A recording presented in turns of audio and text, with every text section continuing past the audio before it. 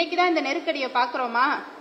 நாம் தடாவை பார்த்திருக்கிறோம், பொட்டாவை பார்த்திருக்கிறோம், மிஸ்ஸாவை பார்த்திருக்கிறோம், துப்பாக்கி சூட்டை பார்த்திருக்கிறோம், வெட்டுக்காயத்தை பார்த்திருக்கிறோம், ஆட்சி கலைப்பை பார்த்திருக்கிறோம், துரோகத்தை பார்த்திருக்கிறோம், சூழ்ச்சியை பார்த்திருக்கிறோம், வெற்றியை பார்த்திருக்கிறோம், தோல்வியை பார்த்திருக்கிறோம்.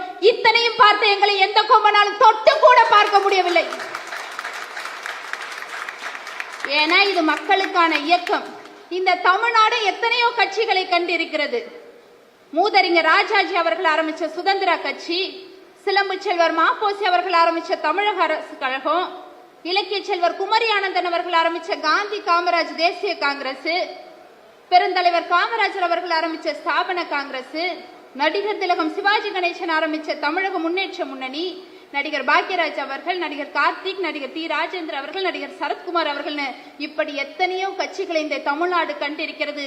ஆனால் 75 ஆண்டுகளாக ராயபுரம் ராபின்சன் பூங்காவிலே உதித்த இந்த உதயசூரியன் இன்று வரை தன்னுடைய வண்ணத்தை மாற்றாமல், சின்னத்தை மாற்றாமல், கொண்ட கொள்கையை மாற்றாமல் இன்றைக்கும் ஆட்சி கட்டிலே அமைந்து இந்தியாவிலேயே 3வது பலம் வாய்ந்த அரசியல் கட்சியாக இருக்கிறதுனா அதற்கு காரணம் நாம் எல்லாம் கொள்கை வீரர்கள்.